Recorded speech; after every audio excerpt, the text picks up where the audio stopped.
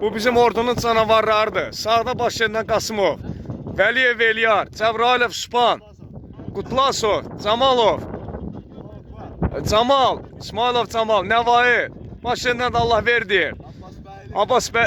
Başından Abbas bəyli, Qəmbərli, Əzzov, Bayramov, Məmmədli, Atayev, Həsənov, Əhmədov, Əliyev Kərim, Məmmədov, Kərimov Kənan, Məmmədov Şamil, Tanrıverdiyev Şəhruz, Cəfərov Sərxan.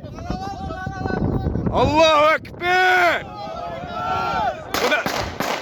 Bu da Cəbrailin vışqasıdır, vışqası, bağalmışıq. Orada Cəbraildir, biraz solğun düşür. Amma biz gözümüzlə görürük Cəbraili. Bu da Cəbrail, Cəbrail də bizləri. Bir dəfə tanıyan, iki dəfə də tanımayan.